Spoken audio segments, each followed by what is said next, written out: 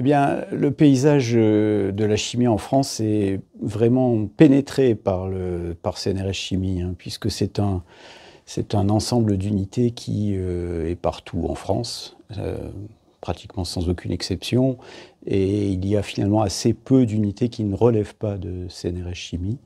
On peut donc dire que vraiment CNRS Chimie est un opérateur national pour l'ensemble des activités des sciences chimiques en France. CNRS Chimie représente 18% de la production scientifique totale du CNRS, hein, ce qui est absolument considérable. C'est également 14 000 personnes réparties dans 150 unités à peu près, donc une force de frappe réellement significative en sciences en général et en chimie évidemment en particulier. Je crois qu'une des caractéristiques de CNRS Chimie, c'est aussi son interdisciplinarité intrinsèque, hein, la capacité que nous avons à placer des agents dans les laboratoires des autres disciplines, parce que les chimistes sont nécessaires à la physique, ils sont nécessaires à la biologie, à l'ingénierie, mais aussi à l'environnement et l'écologie.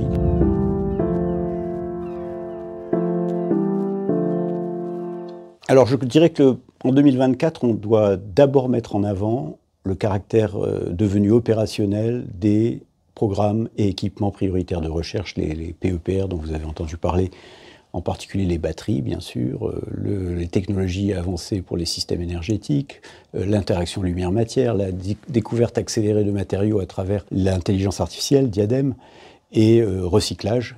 La mise en place de ces PEPR a eu des conséquences importantes pour les laboratoires à travers des appels d'offres et donc des possibilités de financement de projets qui ont été nombreux et qui ont permis d'alimenter un certain nombre d'équipes. Pour le reste, évidemment, les outils que nous avions mis en place à partir de 2018 ont continué à fonctionner et ont donné de très bons résultats, il me semble, en particulier Émergence et Émergence internationale, qui a permis d'envoyer une trentaine de jeunes collègues dans des destinations un peu partout pour montrer leurs recherches et développer des interactions, nouer de nouvelles collaborations pour l'avenir.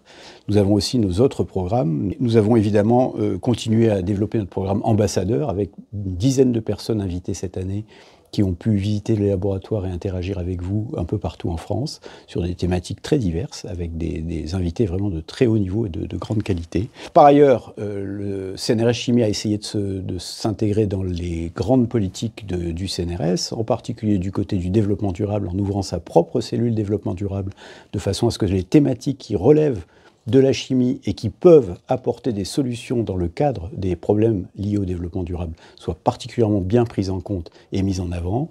Donc pour l'égalité homme-femme, nous avons également travaillé dans le même sens que le CNRS dans son ensemble, en mettant en place en particulier un programme que nous avons appelé Résurgence, et en le rendant opérationnel cette année, programme qui permet de soutenir les jeunes mères de famille de retour au laboratoire pour relancer rapidement leurs recherches.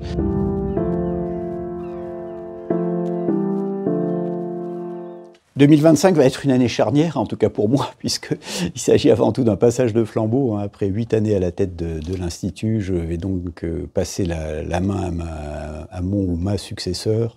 Mais je crois qu'il y a quelques grandes orientations sur lesquelles on peut déjà s'appuyer, en particulier des orientations à l'international. Hein.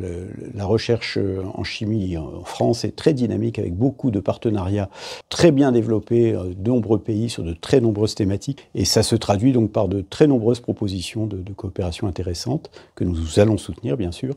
Mais nous aimerions aussi essayer d'imaginer un nouveau format pour nos International Research Laboratories, les IRL, qui sont des structures permanentes que nous avons à l'étranger et sur lesquelles nous aimerions trouver des solutions pour améliorer le fonctionnement et en particulier les rendre plus attractives vis-à-vis des chercheurs français. Le rôle de CNRS Chimie est très clair au niveau national. Il est extrêmement large. Il implique la plupart des forces engagés en recherche en chimie en France. Et je crois que ce rôle national doit être reconnu à travers le statut d'un institut national. La capacité de notre communauté à relever tous les défis qui vont se présenter en 2025 est absolument indéniable. J'ai vraiment confiance dans la qualité et l'énergie de mes collègues et leur volonté d'affronter justement tous ces nouveaux défis qui se présentent en 2025. J'ai vraiment confiance pour la chimie en France.